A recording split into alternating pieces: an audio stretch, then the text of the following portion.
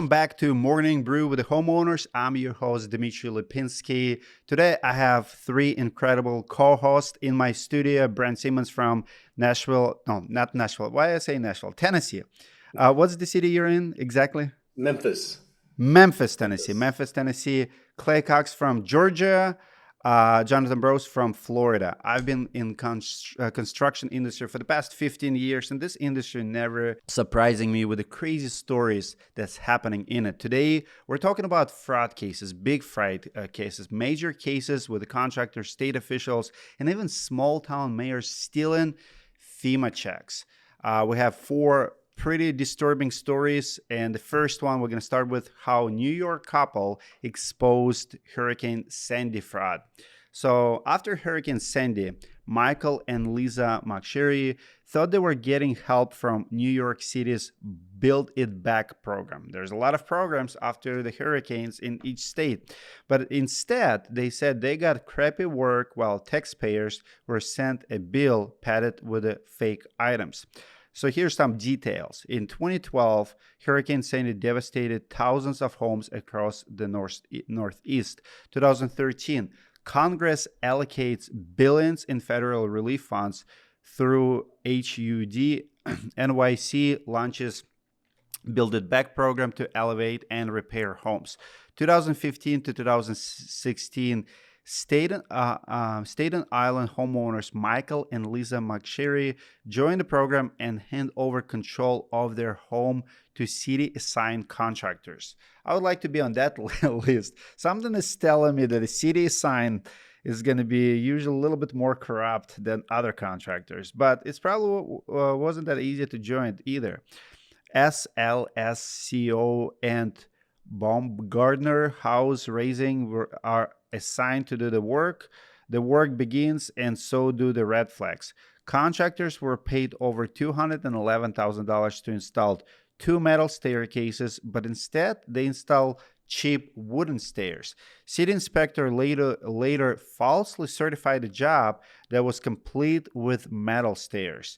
Blue siding from another home was painted brown and nailed to the house instead of new fiber cement. Contractors built for 10 shrubs but only planted 5 and got paid twice. Siding was installed wrong, creating a fire hazard and voiding the warranty. The fiber cement trim or on their chimney, allegedly plastic, would later melted during the fire.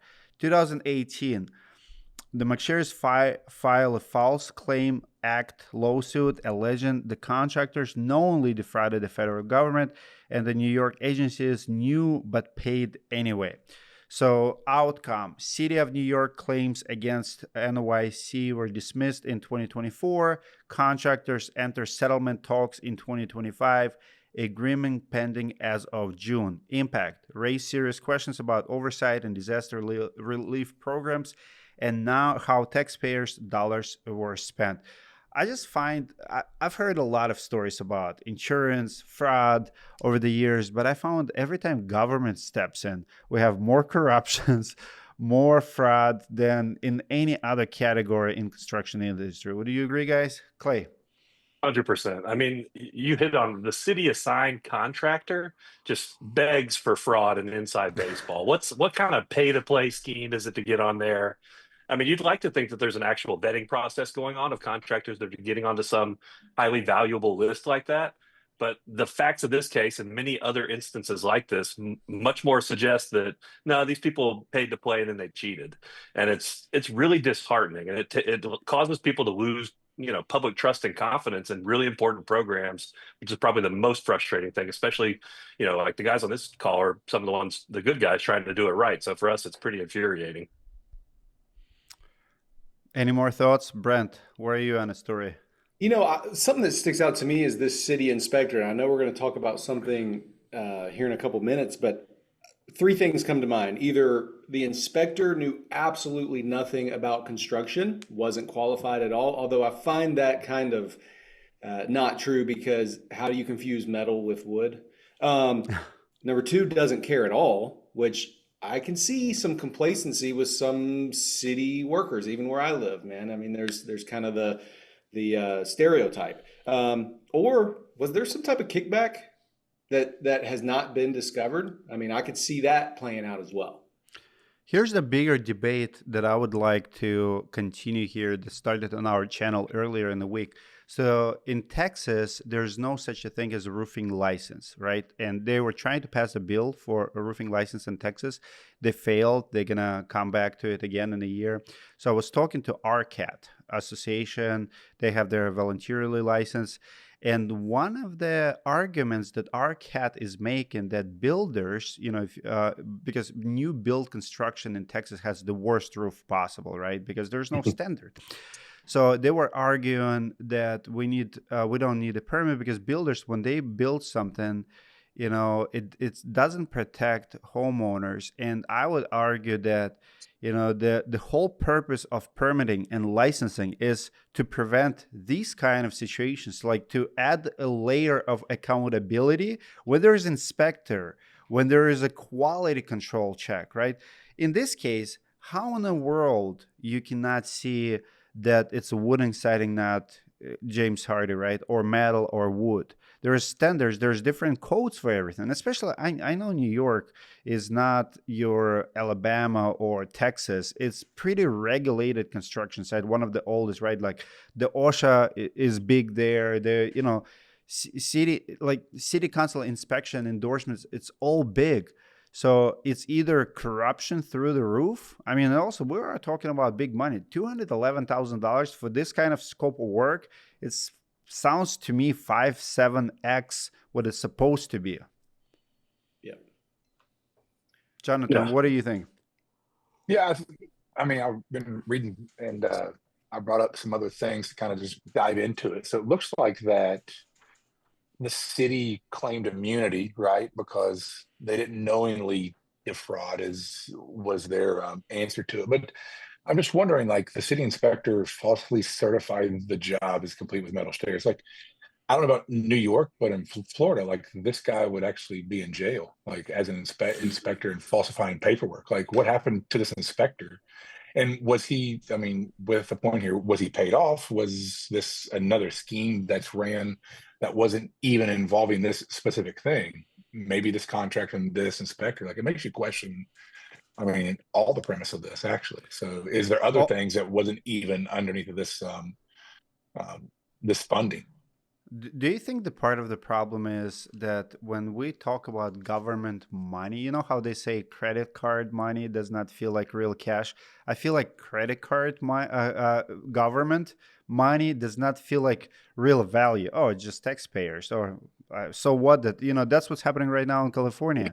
Oh, we're gonna bail them out. Let's just send them $5 billion and who knows who actually gonna get it. So here you have a couple billions of dollars, and in 2018 they filed False Claims Act lawsuit, and looks like for all these years, which has been 6 years now, they cannot sue the city, they cannot go after contractors. There's total, like, no accountability. Money is gone, but I feel like because it's not your money, there's no victim. I mean, we're all victims, so it's all taxpayers, but we don't feel the pain. Do you think that's what's happening here? I think you can look past the. Oh, yeah, go ahead, John. Go ahead, Clay. Clay's ex-lawyer, so I want to hear Clay's take. Yeah, go Clay. Yeah. I will. I mean, like the floor. Thank you, sir. Now, the class of victims is so large, and there's no voice for all these taxpayers who are the ones who are really losing out here. So it just gets shuffled under the rug. And look at the exorbitant amount of time that went by. I mean, with this initiative, it took over 10 years for this whole thing to play out and come to light. And the homeowners are suffering gravely in the meantime. And all of us, every taxpayer will, in New York, certainly, and when the federal program's involved, arguably all of us are suffering slightly. You just don't feel it or notice it very much, but it's monopoly money that's getting out there, that's being wasted out there, and it's truly tragic. Jonathon, what are you gonna add? My thing was, like, some of the oversights could be looked past, like the blue siding or the 5 and 10 shrubs. Like, those are scope of work things that could be looked over. But when it comes to things of, like, actually certifying a job, like that one, like, is the one that got me, right? So even the fiber cement trim, like, it's terrible. It looked like it was probably vinyl or something, but that's one of those things that was probably up on the roof. You couldn't get to, you couldn't touch it. So some of those things you could understand, but not that. Like, Agree, 100%. But still horrible, annoying, but not as bad as our next story. When we come back from the break, we'll share the story of small town mayor who scammed FEMA. Don't go anywhere. We moved to Dallas. First 5 days, we make the mistake leaving our cars outside. We have no clue what happens in Dallas. Next thing you know, warning. Hail. Yep. I'm like, okay, Oh, no. I'm just going to be fine. It's going to be hail. No, not just hail. I'm looking outside the window. Golf-size hail coming down. I come outside. The 750 BMW looks like somebody did a drive-by with like 50 Uzis. The whole, I'm like, is this crazy? Then a guy knocks on the door. Hey, I think you need my help. Why? What do I need your help with? Your roof is jacked up. Your car is messed up. This is what we do for a living. We come to places like you, and you need our help. And what Dmitry does with this company, Directorii, you get to go on there and try to find any contractors you want in U.S. and Canada. Okay. So imagine Uber for U.S. and Canada for contractors. Right here. Find the perfect pro for your home, backed with our $20,000 guarantee. So all contractors are pre-screened and vetted by a multi-factor vetting process that includes business sustainability evaluation, safety or code violation history, background checks, market references, reviews online, presence, and more. Whether it's roofing, solar, flooring, plumbing, HVAC, or a multitude of other services, Directorii is the place where you can find what you need for your home improvement projects, and with guarantee it's going to be done right for you. Download the app today and start looking for the right contractor for your need with a $20,000 peace of mind guarantee. It's on Apple Store and Google Play. And we are back. Our next story is even crazier than the first one. Clay has the details. Go ahead, Clay. So when disaster strikes, we trust that FEMA funds will help communities rebuild honestly and fairly. But sometimes those funds are abused by contractors, officials, or even elected leaders. So in the small town of Ball, Louisiana, the mayor went to prison for inflating FEMA claims after Hurricane Gustav. Here's what happened and what every homeowner should know. So back in September of 2008, Hurricane Gustav struck Ball, Louisiana, which made the town eligible for FEMA disaster recovery funds. From late 2008 to early 2009, the town completed a lot of legitimate recovery work. Cleanup, emergency repairs were carried out, contractors got paid, but FEMA reimbursements had not yet been fully processed. All these contractors were submitting reimbursements to FEMA to get paid. And in early 2009, we talked about monopoly money, the fraud begins. So Mayor Roy Hebron, the mayor, and town officials created inflated cost, quote unquote, estimates for work that had already been paid for. The false estimates were submitted to FEMA as if they were unpaid invoices. FEMA reimbursed the town, ultimately sending tens of thousands of extra dollars to Ball, Louisiana. And here, just one example, kind of what was going on. A contractor found a $69,000 FEMA claim submitted under his name. It was submitted on behalf of the contractor, though he had only received about $16,000. The witnesses acknowledged that the paperwork was false, though no one claimed Hebron had explicitly ordered them to lie. So, kind of reeks of a cover up, right? Like the mayor kind of slid under the radar here somehow. But in May 2009, FBI raided Ball Town Hall. Agents executed a search warrant at the municipal building and seized records related to these FEMA claims. And then in September of 2009, Hebron, the mayor, did in fact get indicted. A federal grand jury charged him and 4 others with conspiracy, major disaster fraud, and theft of government funds. So the ultimate outcome, he wound up being convicted on all 4 counts. He got 4 years in federal prison, followed by 3 years probation, and he was ordered to pay restitution in the amount of $105,000. The town of Ball had a 20-year dispute with FEMA over additional money owed from the fraudulent invoices. Ball wound up having to repay $163,000 to FEMA, but it took until 2002 for them to agree to kind of refund these monies from Gustav as well as Hurricane Rita. And really, taxpayers are the ones who end up paying the price. FEMA withheld Hurricane Laura aid until the fraud debt was repaid from the previous funds that had been released. So the next time, talk about a boy who cried wolf type thing. Now the wolf really shows up in the form of Hurricane Laura, and there is no funds to help people. It's being withheld, all because some mayor and his cronies decided to try to cheat the system. Get this though. Roy Hebron ran for mayor again in 2018 after being released from prison, and the sucker won. What is going on down there, Ball, Louisiana? What are y'all doing? Luckily, the felony conviction barred him from returning to office, so kind of a decent end to a pretty sad, terrible story. But it's pretty amazing how elected officials can get away with so much stuff, and then through public popularity or whatever, people still vote for them. Pretty insane. How does this happen, Brent? How do these officials get away with this crap, and people still want them to come back to office? Only seems like that well, I mean, it's Ball, Louisiana. Never heard of it. I see it's a small town, couple buddies, they've been politicking for a while, and they're like, hey man, we can get a little bit more cheddar for this. It's FEMA. They're not looking at us. And there you go. They got caught. As an immigrant from one of the most corrupted countries in the world, Russia, here's my take. Like in Russia, every disaster, war, I just read a story this morning, big article, how we have war in Ukraine right now, and there are people who stealing money, like the nation's money, like pretty much every government, every mayor of every city corrupt. Like everybody knows it. Like you will never see mayor of a Russian city who will like hit and run someone or DUI, like get charges. Like just government protects them. So it's like one big mafia, right? And for many, many years, people were like, every time someone talks about corruption, I would talk about corruption. People would say, you think here they don't have corruption? I'm like, they do, but like when you get pulled over, you're not trying to bribe a cop. You try to bribe a judge, or like you're gonna get in so much trouble. It's happening, and now I'm covering the news.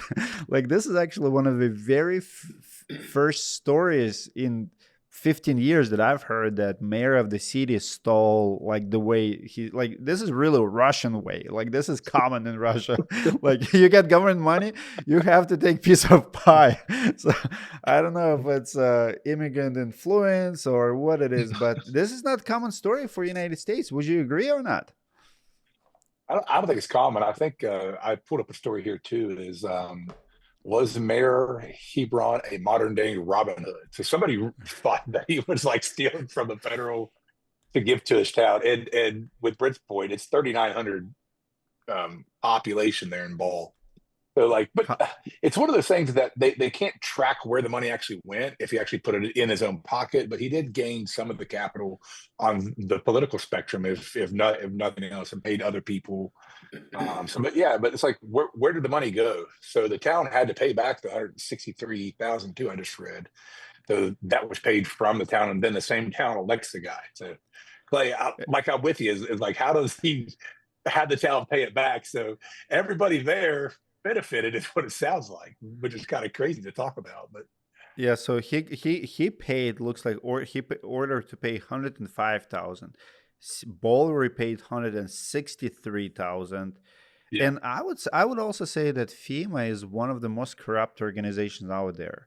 First of all, I don't understand why FEMA even exists with all insurance companies there, because after the hurricane, they just start pointing fingers at each other, like State Farm, Allstate, like, we're not, it's a disaster. So they pretty much watch the news and they're like, oh, okay, it's Hurricane 5, or government now have to step in and pay. Like, what's happening to billions of dollars the insurance companies collecting? Why they're not paying? And then the FEMA is no worse. I feel like it's just human nature. Some people, when they get to manage large sums of money, and they're not used to, even homeowners, when a homeowner gets a large check from insurance company, they have never seen $50,000-$60,000 check before. It's like, oh, time to buy a car or a boat or whatever. Disney. Do you guys see it often? I see that. Go ahead, Brent. You talk about it. I see that all the time. I mean, it happens a couple times a year. Exactly the same scenario. Although it's not usually a car, it is a trip for the family. So there's vacation, some value there. They're trying to have some fun with the family. But yeah, I do think this is some small town politics. You did say, talking about the whole Russia thing. I think a lot of this stuff does take place. I think a lot of it doesn't get caught. So This is just one example of many where it was actually highlighted. Clay, what do you wanted to say? I think it's a pretty small scale example of the old phrase that power corrupts, right? Even small amounts of power, people try to leverage and take advantage of it and benefit themselves through buying a car or buying a vacation or whatever. And certainly the greater that power and the greater the money involved, the greater the incentive or inducement to be corrupted. And you mentioned FEMA. Like the first time I remember hearing about FEMA was after Katrina and disastrous rollout of all of those trailers that they were trying to put down there. I mean, to me, FEMA may very well be highly corrupt, or it may be horribly mismanaged. And it's hard to tell which one unless you really get in there and dig around and figure it out and do that hard work, which it's hard ass work. Like I understand people aren't necessarily willing to do it, but that's the difference. I mean, and now current administration says, let's just slash, let's cut, burn everywhere we can. And yeah, we'll get rid of some corruption, but you might also get rid of stuff that we need that's just being horribly run and really poorly managed. And that's where you need smart people to get into the right places. And heck, nobody wants to join government work and do government work. It doesn't pay well and it's not exciting, but it's really necessary. And certainly there's going to be times where there's a town like Ball that needs a FEMA, and hopefully this incidents like this don't ruin it for everybody. Well, I feel like every year we make it worse for ourselves. Like every single year, like insurances would be working and keep paying out claims, but because of the corruption, because of the third parties, because of stealing, all of that, like every year, like even in this story, hurricane happened again, but they're like, okay, we're not giving you any more money because you messed up last year. That's someone's home not going to get repaired because of that. And the reason Florida and California have insurance crisis now, same reason. Someone is abusing it and someone later will reap the benefits. But the craziest part for me here is this guy went to jail for 4 years, followed by 3 years of probation, came out. Not only he won.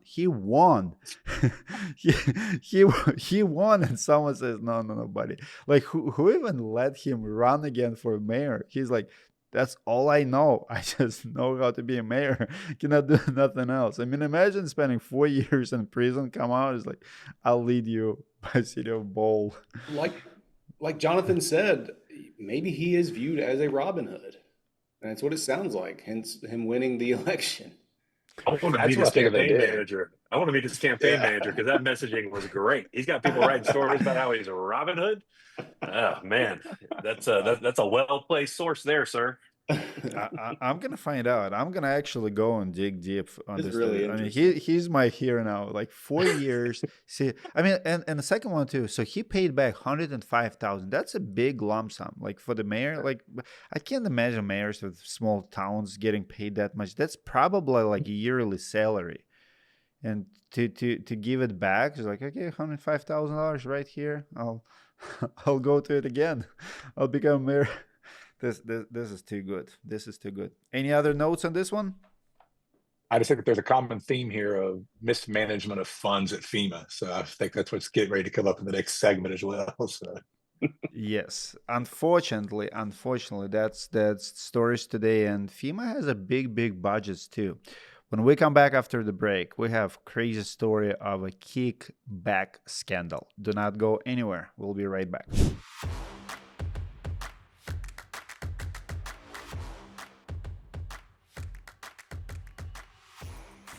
%80 of roofing contractors going out of business within 2 years. 95% of contractors go out of business within 5 years.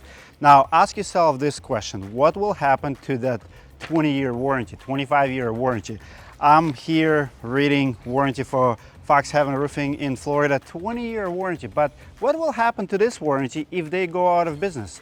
See, roofing is very risky business. They're good guys, one of the best. That's why we recommend them. But if something happened to the owner, or if they make big mistake on a big commercial property, what will happen to all the smaller jobs? Directorii.com is the only platform that backs the warranty of a contractor. It recommends. Better Business Bureau is not gonna do it for you. Better Business Bureau have thousands of jobs every single year that goes with undisputed results. Absolutely undisputed.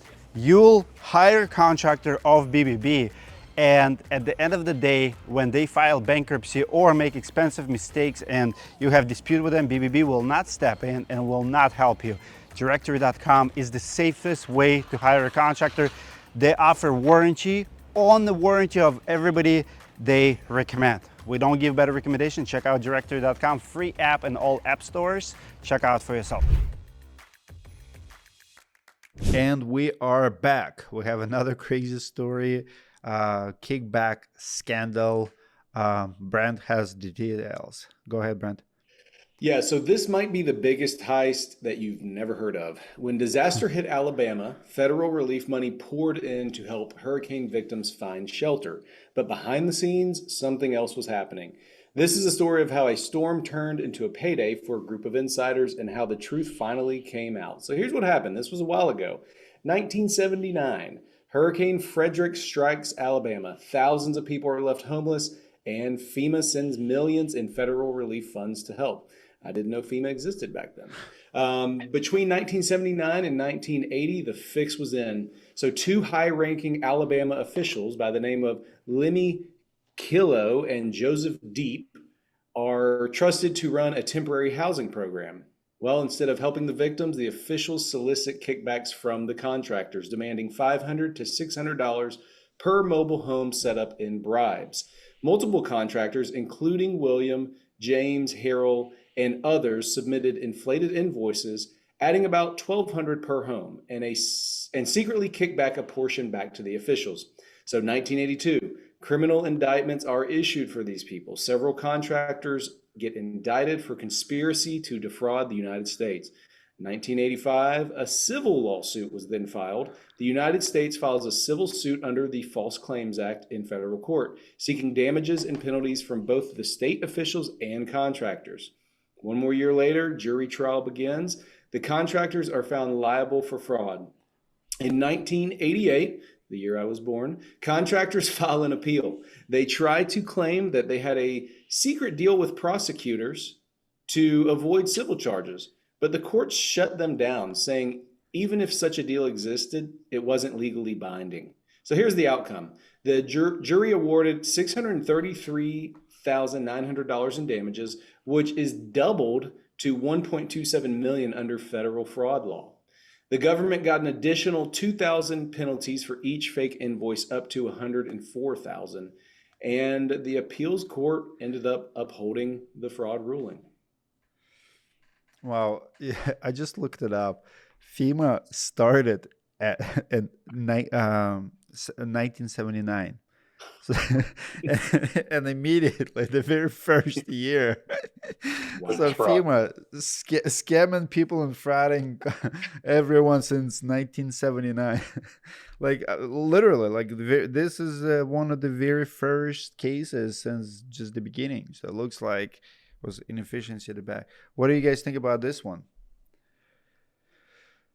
I mean, I know it's kind of boring a lot. I mean, fake invoices and stuff.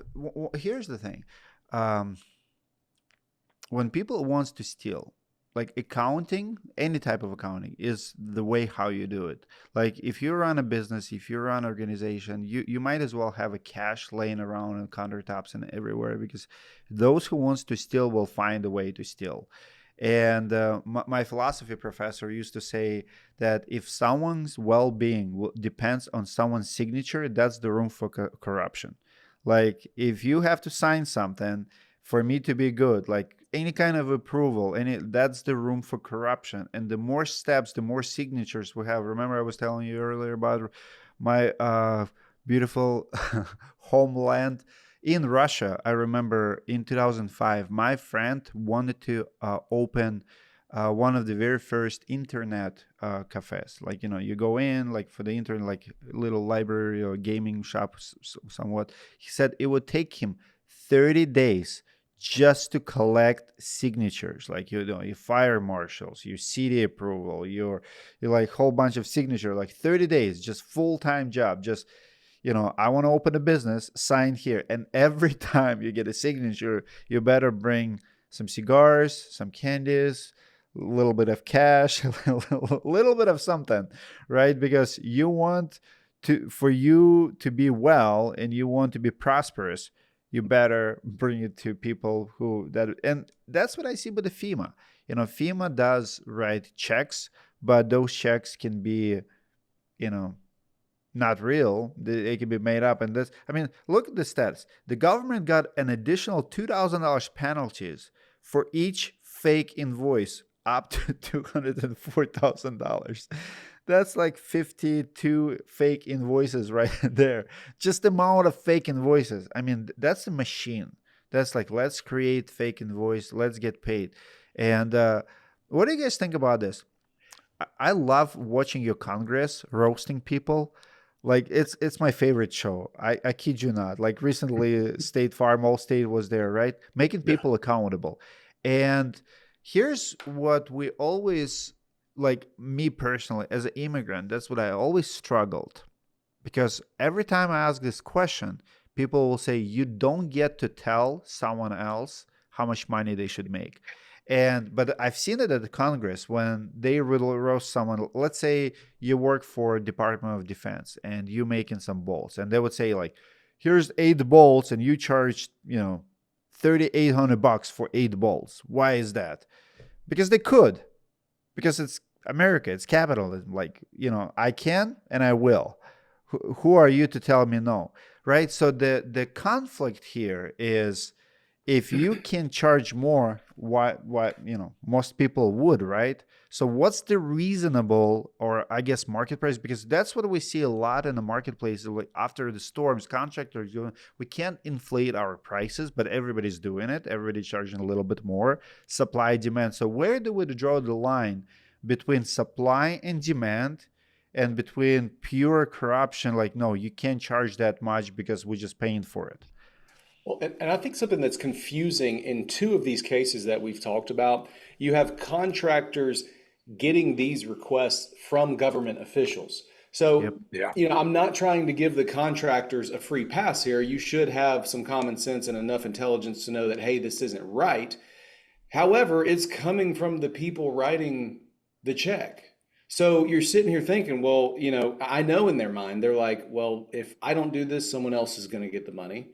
You don't know the situation of the contractors. Again, I'm not giving them a pass, but sure, I'm sure they thought, well, this is coming from these Alabama officials. And just like the first case, the other government officials, they're the ones that would get me in trouble in the first place. So if they're telling me to do it, then I guess it's okay, But I have seen this firsthand in construction.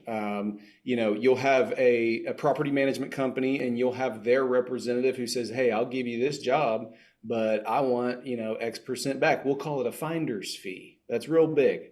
But, this is everywhere. I think it's illegal in Florida, right? Like if they'll catch you, it's illegal. Like you'll get, I don't know who would prosecute it, like those kickbacks, but.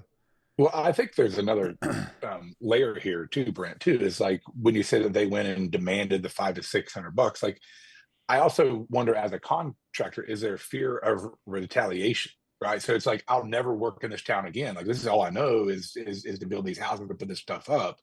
So if I don't give these kickbacks back, I'm never going to work here again. So like, what's the retaliation here? Like for future inspections and future work. So like, I think that there's another layer of deception here too, of like not giving them a pass, but like, what would I do in that situation? It's like, well, this is the only place I know to work, and you're telling me I can never work here again unless I give you the $500. Like, I could see them siding on that, which is still terrible, because I think that is what came up, because when you look at the timeline in 82 of the indictments, and then 88, when you read it, they said they had a secret deal with the prosecutors to avoid the civil charges. I'd love to hear Clay's version on that too, but like I feel like there was something nefarious there too, that they really thought that they were doing the right thing or trying to preserve their own businesses here. They very well may have. It's so opaque, it's hard to know and hard to say. And this one's a while back, but what stands out to me, what's notable about this, and Dmitry, you highlighted it, like FEMA was brand new in '79, and immediately the kind of attempts at corruption start. But look at the response that happened back in the late '70s and early '80s. Like, there was criminal prosecutions issued. There's civil lawsuits that were executed and prosecuted. And they wound up actually paying the damages, and you had both criminal and civil penalties that all played out. And it only took 8 years. compare that to the first story that we did after Hurricane Sandy. It's a 12-year timeline. Charges wind up getting dismissed. There's some backroom deal settlement on the civil side. No civil lawsuit by the United States or by the state. Like, there's these backroom deals. Like, you would like to think that corruption is decreasing. Examples like this tend to make you believe that corruption is increasing, which isn't all that shocking. As the dollar amounts grow and the opportunities grow for corruption, we see more and more bad actors. I mean, how do you fix it? Really smart guardrails put in place by sharp people, and somebody has to be watching. Like, there has to be measures of accountability that aren't overly onerous on these organizations who have limited funds to be able to do their oversight. But man, we got to do something so that you don't have people getting away with cheating so frequently. That's so costly to public confidence and to good programs that people need. Well, in Great both highlights. cases, sorry, Dmitry, but in both cases, it seems to just be they're going after the contractors. In the New York City one, the first case, the city was not held accountable, and I don't see anything in this one where the officials, like what happened to them. So it seems like that piece is missing from both of these. Accountability. It's the immunity. The originators of these frauds, like what happened to them? So yeah, it's the bad actors and the immunity. Power brokers behind the scenes making sweetheart deals to avoid, penalties and accountability on themselves. Yeah.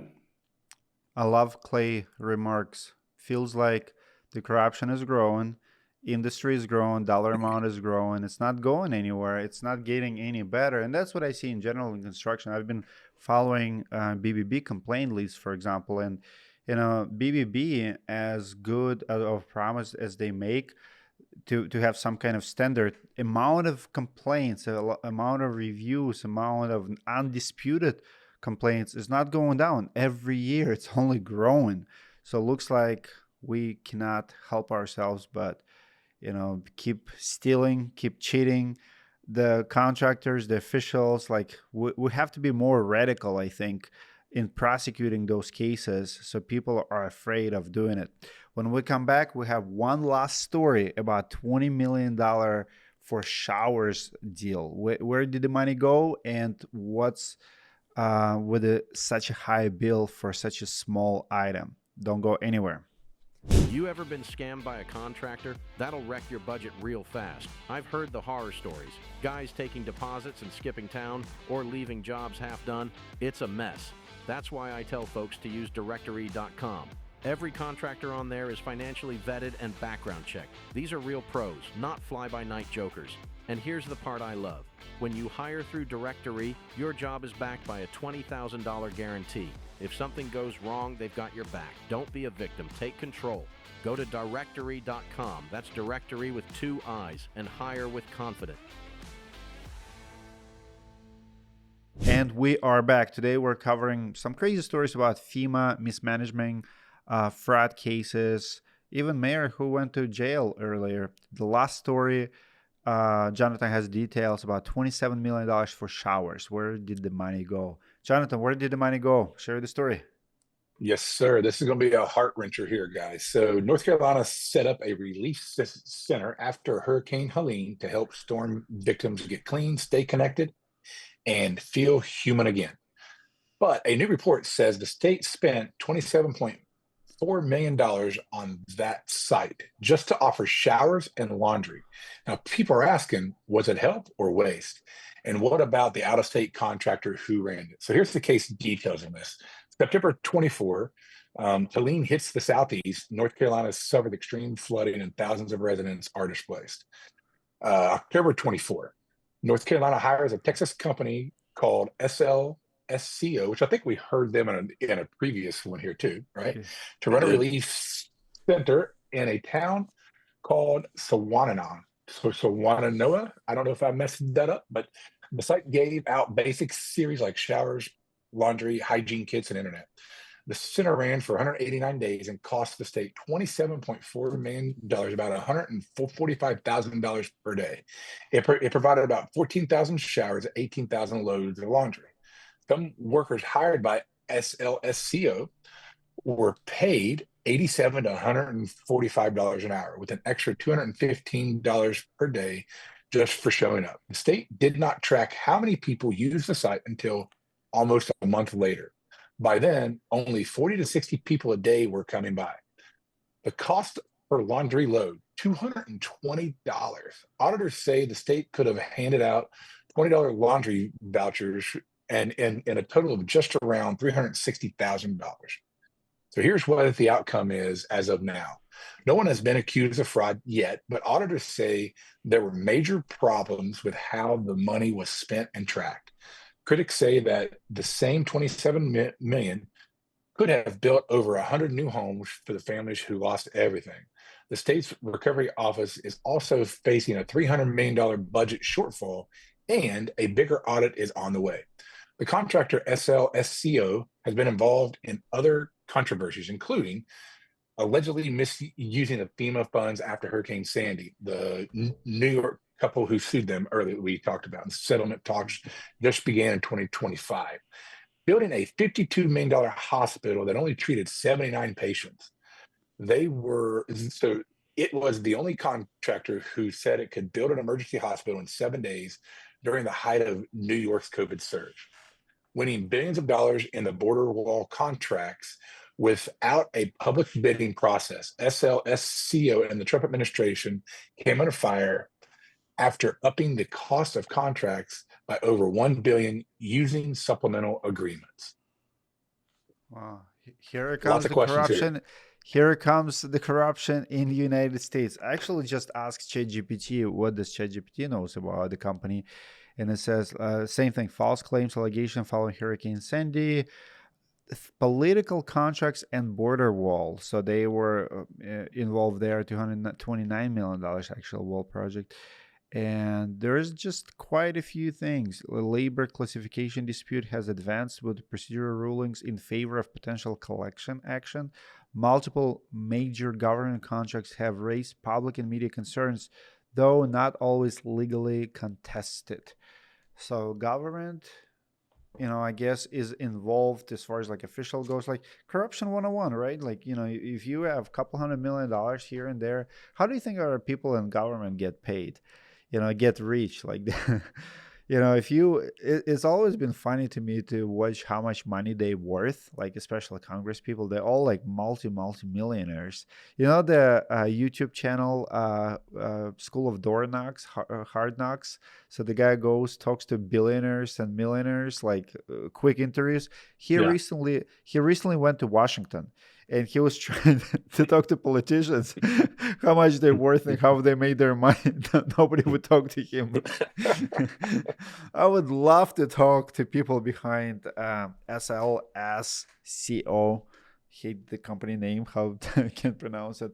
Brent, what are you reading there? I'm on a website called usaspending.gov, and I just looked up SLSCO, and they're a big player for government contractors. You have Department of Defense stuff, like Jonathon said, border wall stuff. I mean, I'm looking at one obligation here of $635 million. And there's a long list of these contracts. So I don't know, man. Well, that's a power player, and I'm sure they're very well connected with the right or wrong people, depending on how you want to look at this. My question to all of you is the ethical question here. How much can we charge, or should we charge, or is there such a thing as an ethical billing? Because if government comes to you, city, wherever, and say, whatever you charge, just charge me, right? Like for me, my price is my price. It does not change. My value does not change because you have a bigger house, you have a bigger budget. I'm going to charge what I charge. I mean, if I add travel expense, if I go out of town, I'm probably going to charge more. You'll cover my travel expense. I might do emergency rate, right? But where's the supply and demand in all of this? Because if you build something quick and easy and nobody else willing to do it, I mean, this stuff is different because this is behind closed doors. Like, it's not like anybody can get on the deal or can even bid on it, right? But that's the problem with the government. When they ask you to bid on something and you provide the invoice and you're the only one who can do it, I mean, what are you going to do? Like, charge less? Most I think the contractors I thing, know yeah, the will thing I charge was more. looking at here is what the workers were paid. Like, I don't think that's an unfair rate for who knows where they came from. I don't think it's astronomical at $87 an hour or the 215 on the per diem, but I think it's to the broader point of what you were talking about and what Brent brought up too. Is like I went back and looked into it all their contracts and like they're bipartisan. Like I don't think that this like and what that would tell me is if there's corruption there, it's not even on a partisan side. Like they've been hired by both sides. It feels like there's something there that's bigger between them and somebody else that's in Congress or somebody else that's in the government side of it that is not red or blue. So that's what I would say to kind of start there with because they've got a track record of this. But what do you think about $27 million laundry? Like, don't you think it's a little excessive? I want to visit Absolutely, the center. it's excessive. I want to. I want to see. Did they build a Roman bathhouse? I mean, Dmitry, you like a good sauna. I mean, I wonder what that place looks like. Uh, I mean, the number gets huge, and it's alarming to think we can spend that much money and only be able to help people in that kind of way. $145,000 a day to run it. I mean, and Jonathan, I want people to be paid fairly too, but man, like Yeah. that's a really good wage, almost $150 an hour. Like Yeah, that's just to show up. yeah. But yeah, they did Yeah, not. I mean, I The think cost per laundry is $220. I mean, you can literally go yeah, to Walmart and buy the a brand new clothes for that price. I mean, $200, you can dress up the person. You know, I would say what's the context though, right? Is Yeah. this the place that they popped up in just across the river, and you got to cross the river to get it over there because there's no bridge? Like there's a lot of context that we're missing here too. So like, That's would true. I swim across the river to go manage this thing? I don't know if I'd do it $100, $100 an hour. So like without context, but I agree. The oversight is the issue, right? And they kept running it and they might have only needed 2 people instead of 30 people or whatever it is. So it's like, I do think there's a lot of waste and blubber here, if you will, but like without knowing the context, like, are they riding an ATV for 2 hours to get to the site, right? In the middle of the wood, because this was a really bad site of what happened here. So without knowing where it was at, like I don't know, like the hourly wage doesn't upset me as much if that makes sense. But yes, the overall cost does. Is like, who was there to pull the plug and say, hey, like we've got 60 people coming here, like why would we be paying this kind of money to do laundry service? Dmitry, you asked the question. Yeah, it would. You asked the question, the ethical question, like what's a fair price to charge? And I'm in your camp, obviously. Like our price should be our price. The idea that it depends on who's paying is going to affect how you charge is akin to charging someone differently when you pull up to $1 million house versus pulling up to a modular home and your whole pricing structure changes. Like that's as unethical, and that's the thing that gets contractors terrible names and reputations. And here we have not just $1 million house, you have a multi-trillion-dollar government organization who you're pulling up to, and clearly people are moving the goalposts and changing the pricing structure based on that. And that's what's alarming. Like figuring out how to have good contractors with good core values that they maintain even in the face of opportunities to overcharge and corrupt is difficult. But I'm glad there's people like you fighting the good fight. You know what's said here? I remember the media coverage in 2024. It was minimal. Hurricane Helene, minimum. Like I've seen social media clips, the disaster was all over. I mean, people lost their homes, they were gone. Like when it comes to California fires, everybody's talking about it for weeks. When it comes to Helene and like I don't know if it's area or what, like I love that stories like this coming out because those people did not get help. If you remember, there was a few scandals where we're sending money overseas as a government, but we're not helping those victims. You know, things like that. So I think it's corruption at its finest. I like these kind of stories. They do come up. Unfortunately, because of amounts are so big, I think a lot of people are getting away with it because it's hard to prosecute. You can overcharge like crazy, and who's going to make you accountable? Government keep printing money, and they close eyes on anything. Guys, comment below if you're watching us on YouTube. What do you think about stories today? What do you think about the topics? corruption? Do you see it around you? Do you see it in your city? We read all of our comments and we'll listen to you when you speak. If you want, reach out to the show and maybe be a guest on the show. 612-558-4881. We're always looking for new stories. I'll see you next week. This video is sponsored by Directorii.com, the safest way to find a roofing contractor. The Directorii app is free to use, and all contractors and their jobs come with a $20,000 guarantee. Directorii is a concierge service. They find and recommend contractors to use for home improvement and back them up with a $20,000 guarantee. In case a contractor takes your money and runs away, Directorii will give you your money back or will finish the project if the contractor disappears and ghosts the project. Directorii doesn't give bad recommendations, but in case of a dispute, you are covered with a $20,000 guarantee. Download the app now and hire your next contractor with peace of mind.